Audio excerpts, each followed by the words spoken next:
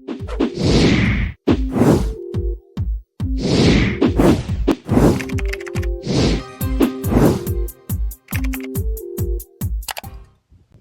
live. Good morning. We live, y'all. Live. Hello. It's Monday. Happy Monday. Coffee Date Monday. And remember, you're blessed. Hi, Tira. You're the first one. Happy Coffee Date Monday. Tira wins a prize. Tira, you win a prize. Let me think what her prize is going to be. You can go. You get to go sit with Grandma. That's her prize. Grandma Yeah. is her prize. Grandma is a prize. She's a wonderful prize. Yes. You win a prize, Tira. She says, "Yay." How is everybody today? How's everybody doing? Yeah. You know, it's funny is I'm sitting here now that everybody, some people are back at work and it's, what is it? Business as usual. Yeah, people are working now, so they don't get to see us during the day. Hey, Thailand, what's going on? Hi, Tai. People are like at work, so they don't know get to see us. 11:30 is a random time. I agree. It is. 11:30 is sort of random, but John R. Butcher Sr., the R in his name, in real life it stands for Robert, but he has said that the R in his name stands for random. So 11:30 a.m. is just a random time. People are usually done with their coffee by then, but I try to do the intermittent fasting most of the time, so most of the time I'm having my coffee and stuff later. But, hey, it's just, since we started it at 11:30, we just decided to keep it. And plus, earlier in the morning, people are like driving to work and doing different stuff. And it's more busier in the day. 11:30 is around like lunchtime, break time, Mm-hmm. But it's random. But he's random, so it's fine. It works. It's a random Monday today, y'all. And 11:30 is a random time. Yeah. Hey, you guys know we just had our anniversary on Friday. 16 years. 16 years. Yep. 16 years. Wow. What do you think? Do you think it feels that long? Did it feel like since 16 years? Mm-mm. Good job. That was a test. And I am so glad you passed it. Because I was waiting to see if you're going to be like, oh, it feels so much longer than that. But you did good. You passed the test. You said no. It feels 16 years. I can't believe it. It's like, wow. 16 years. I have definitely noticed and can tell the different stages of our maturity in our life through our marriage. Like when I think back of, years and years of like how much we've changed and how much things have changed, we've changed a lot. It's interesting being married to a person because we're all still growing. We're all still evolving and becoming, and so being married to a person that's still growing and still maturing and still learning, sometimes it can be challenging. Yeah, hopefully. Yeah, if they ain't learning, then they must be broke Bob and broke Betty. There's got to be some maturity in there somewhere. Yeah, we all should be still learning and growing. Always. Mm-hmm. I like the fact that I get to know my wife in her seasons and watch her, through her life become who she's becoming. It's so funny that we think that we are who we are. Yeah. Like at 25 years old, there is no way, thinking back at 25 years old, that I would even think that, man, I'm crazy the way I was acting back at 25, and Right. now there's maturity. And also with that maturity, also what comes with me is that I've become to know myself. Mm-hmm. And when I get to know myself, I get to know the one I love, and I get to watch. Because I remember, you were 20-something years old when I married you, and now looking at you now at, 20, I don't know. 32. You was 32. I think it's 32 when she got married. Telling all the business. When she was 32, business. she's very mature now. She's actually grown up, and she knows more about herself now than she did then. Mm-hmm. That goes for you too, right? Sure. Okay. Or maybe it was just me that needed to learn and grow and learn some stuff. We've learned each other. Yeah. Yeah, I think, matter of fact, Pastor James, I think they just, 20 years, James? Oh, wow, that's awesome. I think James and them just did 20 years. Yeah, there's no secrets during Coffee Date Monday. He just tells all the business. He tells the age, he tells the... Telling it all. There's no secrets at Coffee Date Monday. Oh, James said, excuse me, 24. Ooh, nice. Congratulations, that's Yeah. awesome. That is beautiful. Amen. Through thick and thin. Yep. So I do know that we previously said that we were going to tell people how we met. Oops. Y'all better be ready. So are we really going to go there? Speaking of no secrets during Coffee Date. What's up, Trina? Hi, Trina. So, you have to understand that there definitely is. Our story is very interesting. It's interesting, but you guys have to understand something. What is that game that people play about? They'll tell the secret. Oh, telephone game. Yeah, the telephone game, whatever it is. And it comes out different at the other end. Kai and I have two different versions. Mine is very accurate because I have a very good memory. Two. I do. Okay, listen. We have two different versions of the story. Okay, and mine is actually more interesting and definitely more truthful than Kai's. My story is super truthful. You guys, telling the story of how we met is, you guys, it's very interesting. It is interesting. So we have to literally like ready ourselves to tell you guys. Y'all better get ready. Yeah. Let's start off. Okay, the year is 2000. Yeah, it's probably 2000. Year's 2000. Yes. I live in Washington, D.C. In the military. In the military. And I am sitting on my truck, my Ford Expedition. Is this story gonna take a while? Because just the speed in which you're going, it's gonna.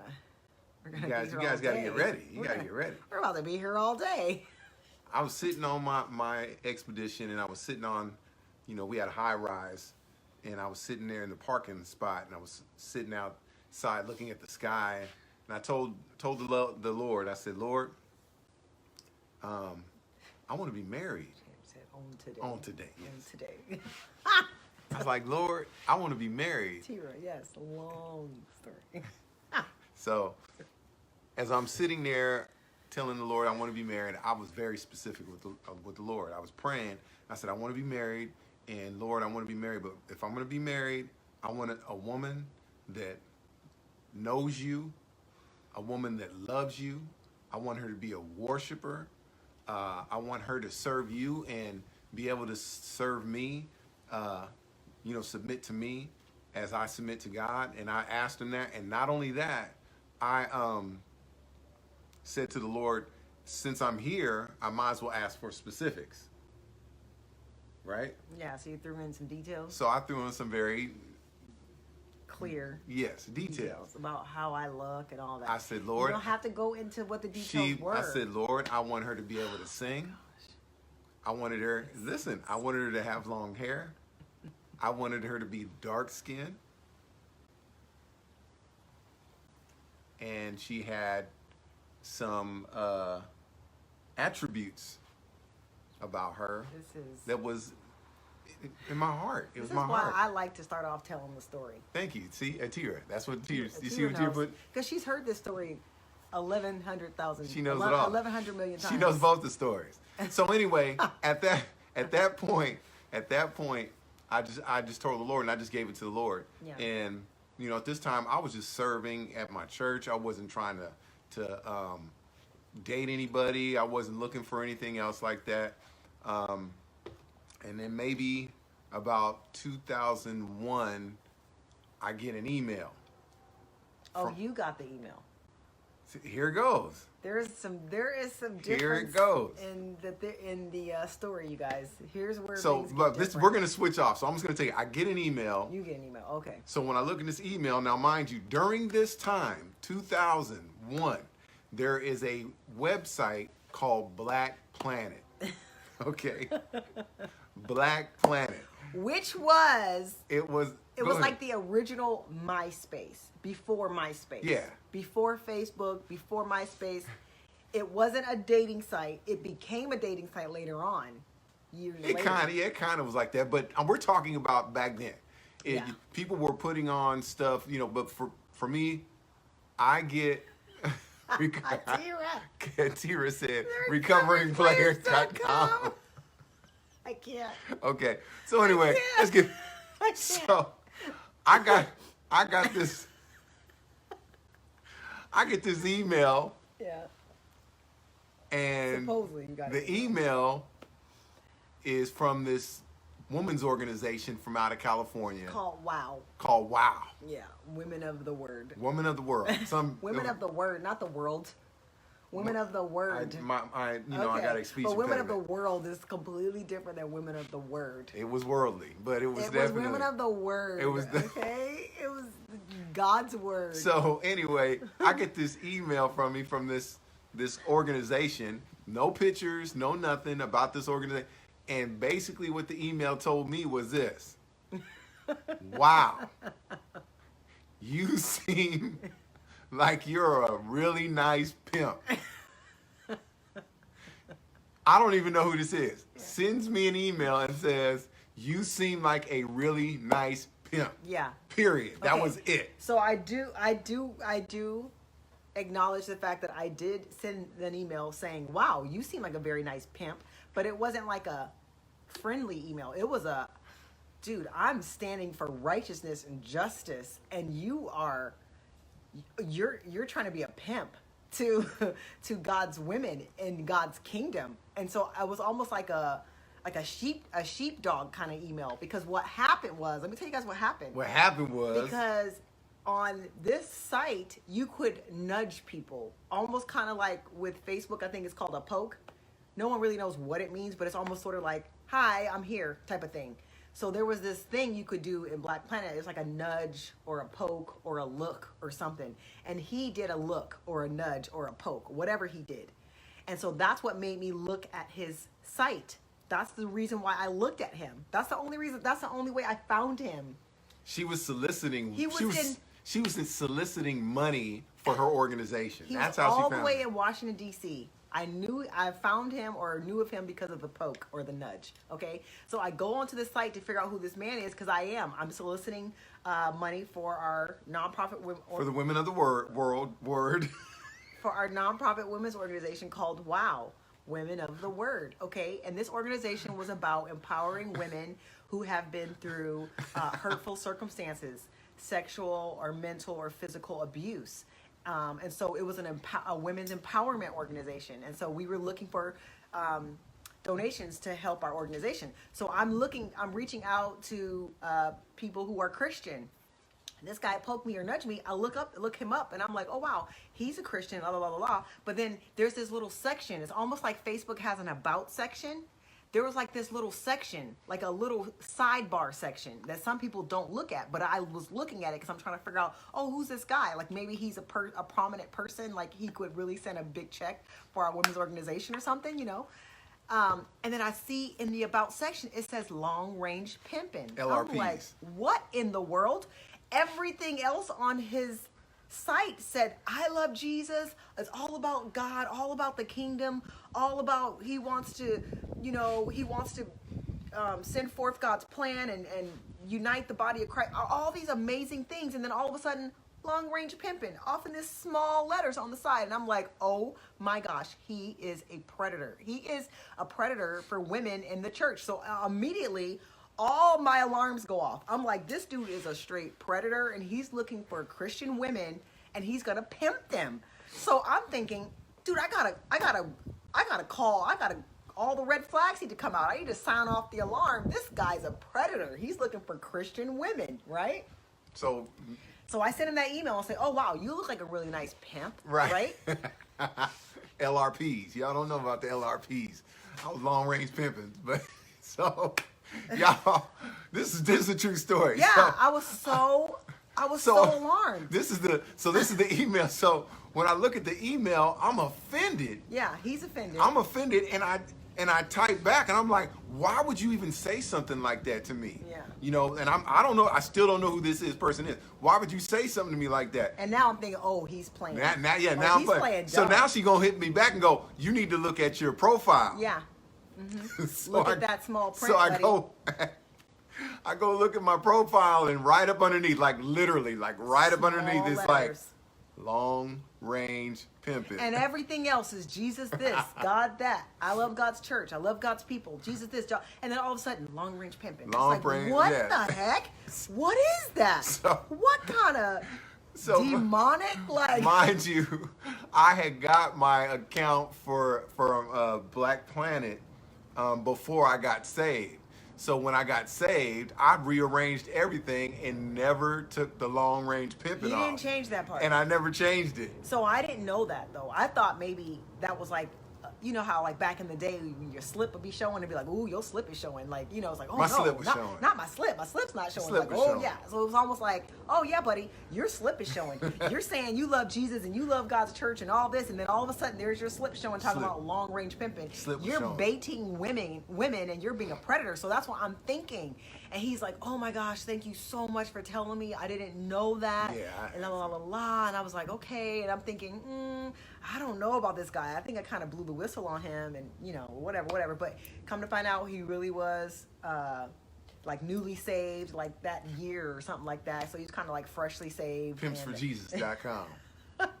Yeah. Because I had heard of a thing like that, like around that time. Like that was like some sort of thing. No, especially in DC area. It was big. Yeah, and the women I was working with are women that are coming out of abusive situations, physical and sexual abuse. So of course all the flags are going off, and I'm like, dude, this is the one kind of guy that we're fighting against, and we're trying to, you know.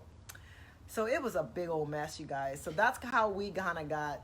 So that's how it started. Yeah, blow the trumpet. So I apologized. I thanked her, and I definitely, you know, changed everything. And from that point, we kind of kept in contact every once in a while through Black Planet. And then one day, I literally asked her, could I get her email? So she was like, okay. Now this is back in the day, y'all. We didn't have text messages and stuff. No, we didn't have text messages. No, so we couldn't text and stuff. So she gets the email. We're going back and forth with the email, and she goes, have you ever heard of instant messaging? I didn't even know what instant messaging was. I told you about that? She told me about it. So she told me about it, so I set up an account, and we would instant message each other. And probably maybe a month or so afterwards. Now, we're talking about months at the time. Yeah. Exactly. James said it right before I said it. Emails lead to phone numbers. Exactly, James. Yeah. So that's what I turned around and did. And plus, he was still in the military, still in D.C., like still far away. And all she knew about me was that I was in D.C. Yeah. So, so I asked her for a phone number, and she gave me her phone number. And I called her one day. We're on the phone, and I asked her, "So where are you from?" And she goes, "I'm from California, from Northern California." I was like, I'm from Cali too. She goes, she laughed. She goes, "No, you're not."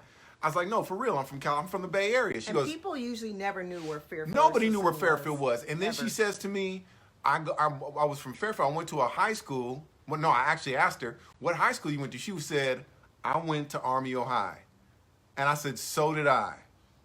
And then she goes, "Stop playing." Now she's starting to think again. Okay, now he's being a predator again. Yeah, he knows everything about me. And I was like, "No, I went to Armio." He's trying to pimp me. Right. The LRPs was coming out again. So I asked her, and she told me she went to Armio, and I told her I was from Suisun. And from that point, you know, we were just talking, and from that point we really just started. Yeah, we just started talking. One of the things that really stuck out to me about him was just like his true dedication to his church.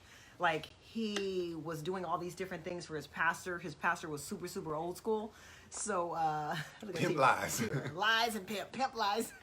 He was doing all kind of things for his pastor and really trying to help his pastor come up to the new technology age. Like he was trying to get his pastor to preach with slides back in that day. That's what the little projector where you change the little slide or whatever. So he was trying to help his pastor do all that. And that was really attractive to me. Like I loved the fact that he was trying to better his church. Like he was playing drums, he was cleaning, I was doing the he was sound. ushering, he was in the choir, the men's choir. Men's choir, okay. He wrote his pastor's notes for him for Sunday. Like, dude, I loved everything about that. So we decided to stay in contact, and I remember he was saying that he'll be getting out of the military soon. I said, well, when you do, look me up. Like, let's hook up. Let's whatever. Well, anyway, come to find out, you guys, he got out a little bit earlier. But hold on, I gotta share this, because one of the things with trying to get to know. To get to know, I love a man that can work a projector. A projector. Transparencies.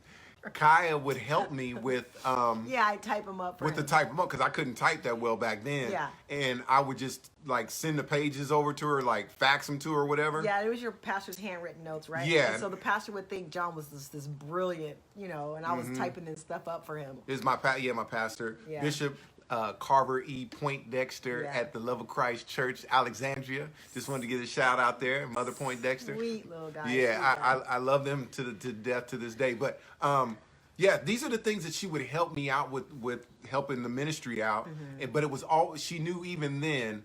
That was my heart, was ministry. And I loved that. It was all about ministry, all about God. And so I did. So we were talking, and finally, see, this is one thing she didn't say.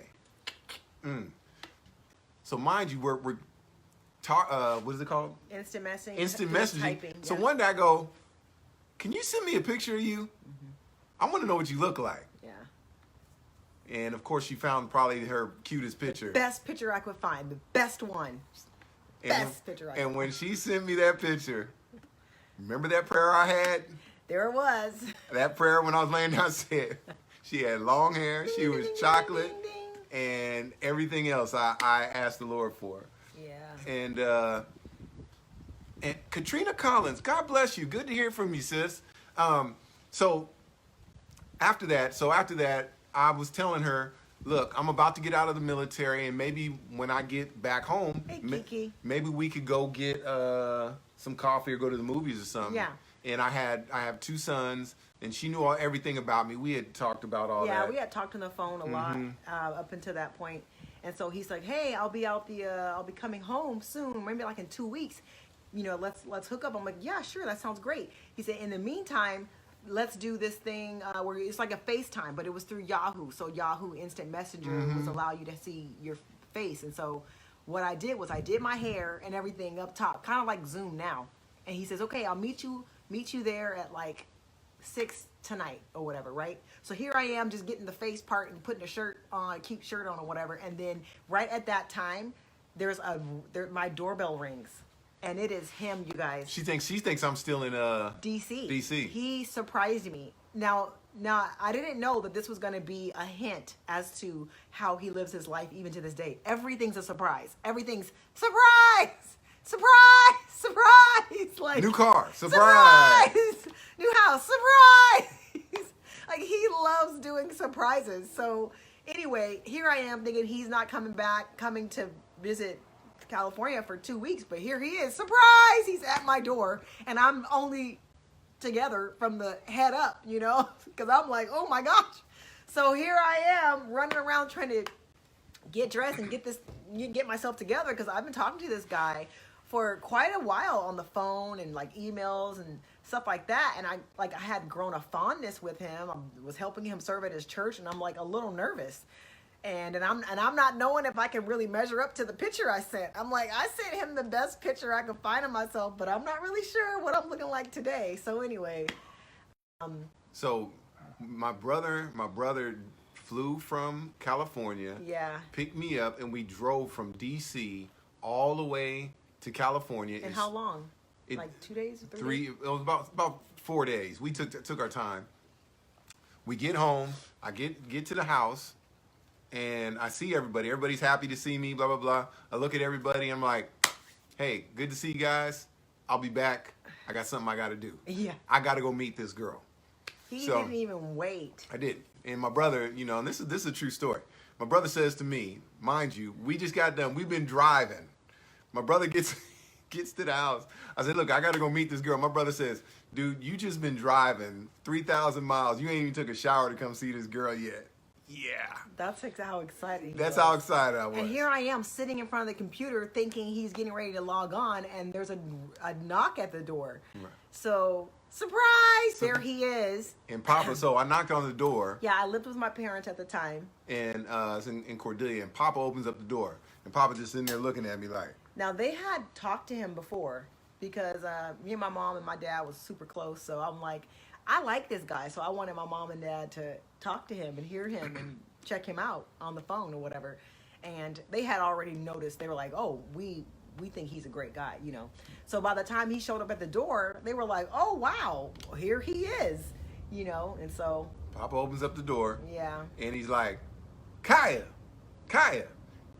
you got somebody here to see you. And then all of a sudden, it right at the it was Uncle Vern. Mm-hmm. As soon as I opens up the door, I'm looking, and right up at the banister of upstairs, I see her head peep over. Yeah. And she looks, and she's like, oh. And then she takes off, and she goes, Mom!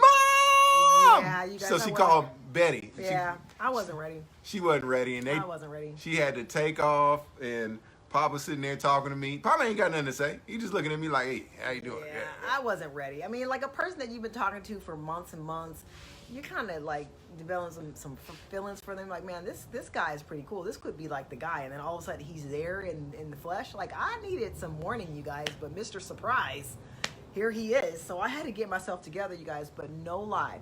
When I finally came downstairs and we decided to step outside because Mom and Papa was just standing there looking at us. Yeah. Just looking at us.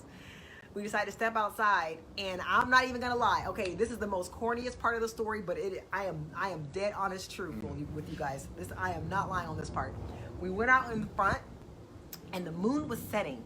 Maybe it was about 6:30. I'm not sure what time the moon and the orchestra was what playing? time the sun set at that time on that day. The orchestra was playing. I'm not sure when the violinist came out, but all of a sudden I turned and looked at him, and I'm telling you guys, I am not over exaggerating. I heard in my spirit, clear as day, this is your husband. I am not, like, you guys, that has never, ever happened to me before. But it's literally like the moment I looked at him, our eyes locked, like it was like outside. I know.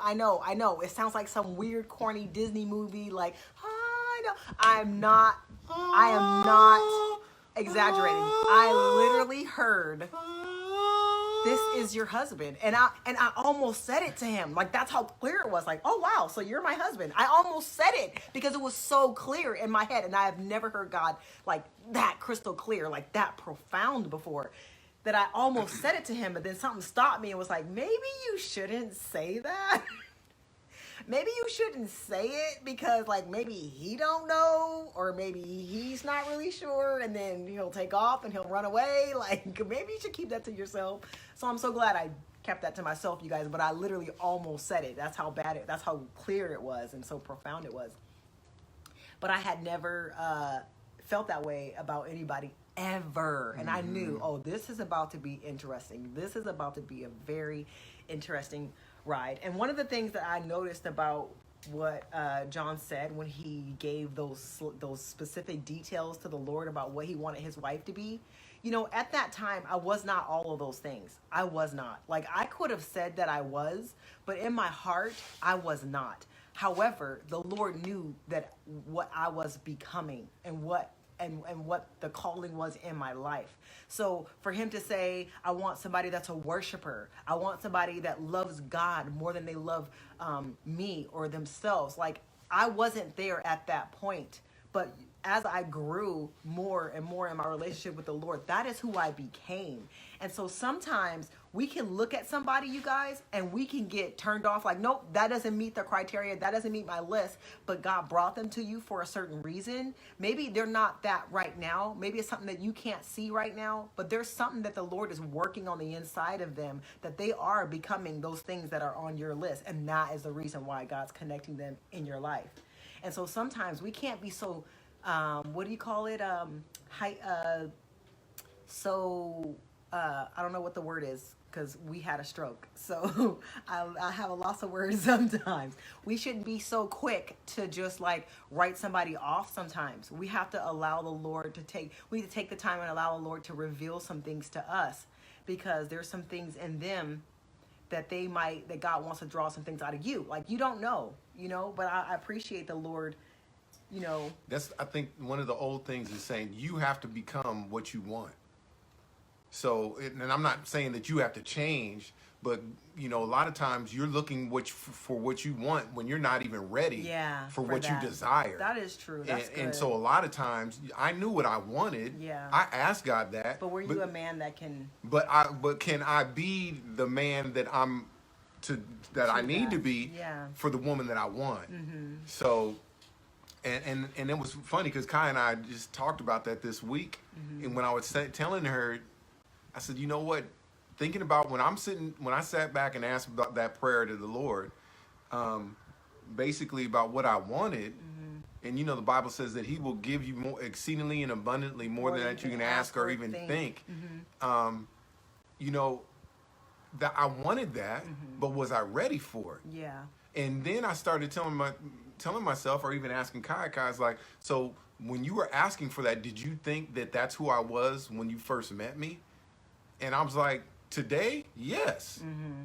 Back then, no. I was hoping that she would be what I was thinking she would be. Yeah. But then now when I look at her, she has exceedingly abundantly more than I ever could have asked or even think. And that is so good, because the thing is that just think about the fact of, like, say you didn't see those things and those qualities in me, and then like decided to break it off, which that's a whole nother story, you guys, because he broke up with me too. We got to tell y'all a story. That's another day, because we don't have time, especially at the speed he tells stories. We don't have time today, but we're gonna tell y'all that one too. But like, to think about the fact that because you didn't see all those things, like, could have easily broke things off, and then you be left with an Ishmael of something that you created for yourself, because it looks like all the boxes checked on the outside, but on the inside, the work wasn't complete. Mm-hmm. And I believe that's why the word says, let patience have its perfect work in you. Mm-hmm. Like, patience is doing a work in us. Like, as we are waiting for the Lord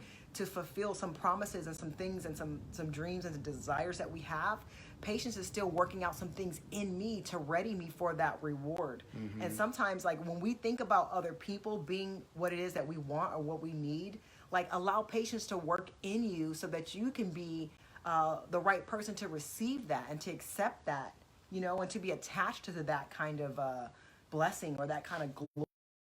Woman that loves the Lord more than she loves you, that takes a maturity on your part, in your heart, to be okay with who you are and to be okay with your relationship with the Lord. Mm-hmm. Because when I say things like, I don't need John, I don't need him, but I choose him. I need the Lord. I say it all the time. I don't need him. Because of the Lord and because of our relationship, I choose him. Like, everybody can't receive that. They're like, what you mean you don't need me?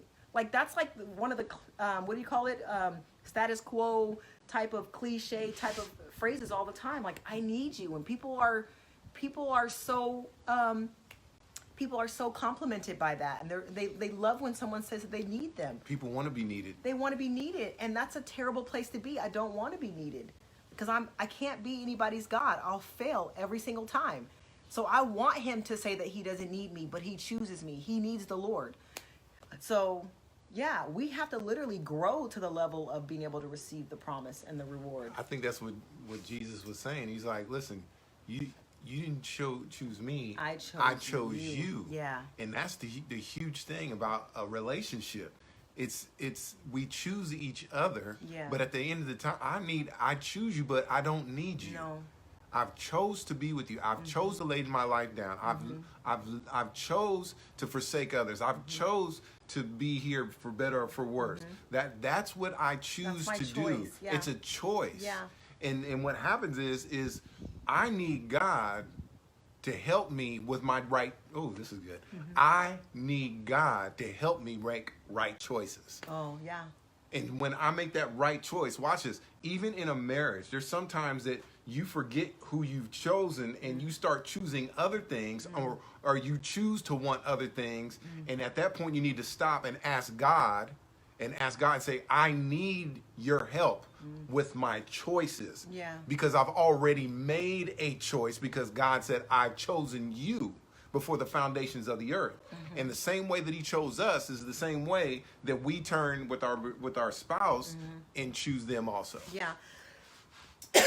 And it just reminds me about in the Garden of Eden, like there was choices. God could have literally took away the tree of the tree of knowledge of good and evil and the tree of life. He could have plucked those things out of the garden and says, you know what? I have set the garden up with a baby gate. Like I have baby proofed the Garden of Eden for Adam and Eve so that they won't make bad choices. So that no matter what, they'll always choose me.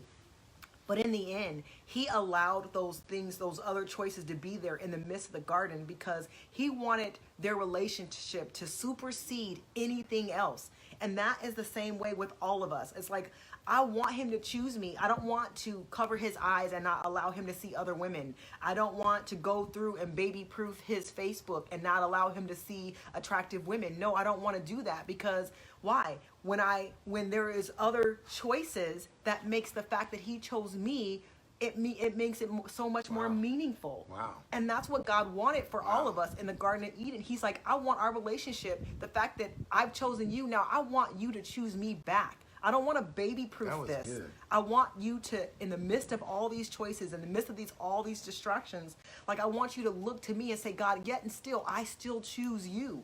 Even though this will appease my flesh and this will make me feel good for a moment and this will make me smile for a moment, God, instead, just give me Jesus. I choose you. That means the world to him. And I believe that's that's with us in all of our relationships and our marriage, because our marriage is a reflection of the marriage with Christ. We choose one another because that is the evidence of true love. That it's so good, huh? No, that was good, babe. And it's funny. I mean, like she just meant, because as you say it, Facebook, any social media is an invitation for you to start making some bad choices. Yeah, so many distractions. So many distractions, and God, and you know, God said, from any tree of the garden you may eat of, just don't choose this one. Yeah. He says you can any of these, you can any of this. But then we end up making some dumb choices. Yeah. And even though he told us not to eat from it, he still left it there. Like, I don't know. I mean, I don't know. No, that's right. It was right there. As a parent, you guys, I have a hard time not plucking out the bad stuff from my kids' life. Like, I try so hard to baby-proof a lot of things, but that's not building their character, and that's not showing them how to make right choices. Yeah. You know, which builds their character and allows them to have integrity. Like, if we baby-proof everything for our kids, then there's no integrity because all the choices have been made for them. But the Bible says to train them up in the way that they should go, which basically means there's other ways they can go, you guys. If it says train them up in the way that they should go, that means there's lots of other ways that they can go, but it's your job to show them the way that they're supposed to go. Yeah. The same way God did for Adam and Eve in the midst of the garden. And even though that they didn't make the right choice, God still made provision to GPS them, rerouting. Okay, now it's time to create a way so that you can find your way back. Yeah. And in the end of it, like, we choose one another. And it's so much more meaningful because there's other choices, there's other routes we can take, but we've decided to forsake all others and choose one another. We decided. Yeah. And we decided to let patience have its perfect work in our heart while we are growing and becoming and maturing. You know, we don't always get it right, but it's taken some time, and love is being fortified even more as we go through some of these struggles of growing and learning. Yeah, for sure. Like, waiting on him to get it right. I'm just saying. Waiting for me to get it right. I just decided I'd say that because I felt like you were getting ready to say, yeah, I've been having to wait for you to get it right. That just sounds like something you'd say. No, not at all. No. I always, you know, with our relationship, I try my best as the king of the castle. These are probably words that some people don't like to hear. It turns some people off. Turns people off. But because of, not me.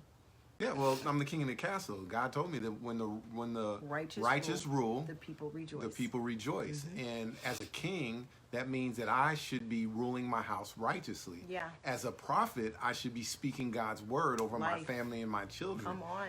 As a priest, priest, come I on. make sacrifices. Yes. For my family, for my wife, and for people that come around me. So that is the choice that I make. So when, as a king, watch this, you guys. As a king, I say whatever's going to go. But watch this. When I say whatever I say, God's going to be. I have to submit to God, and God's going to tell me, you made some bad choices. Yep. You got to fix it. So now, as the king, if I'm ruling righteously, then the people in this house will rejoice because happy. I'm using the word of God to be able to speak to my family. Yeah. And so when I'm making sure I'm speaking, I should be speaking as of what God is telling me. Yeah, speak life. And into my family and everything else like that. It's all about choices. Yeah. And I love the fact that you can proudly say that you are the king, priest, and prophet. There's one thing that I have always, just me and who I am, just my makeup of being my personality, whatever it is that make up Kaiya. One thing that's so attractive to me about my husband is confidence. Like, the Lord giving me a confident man knew that that's exactly what I need.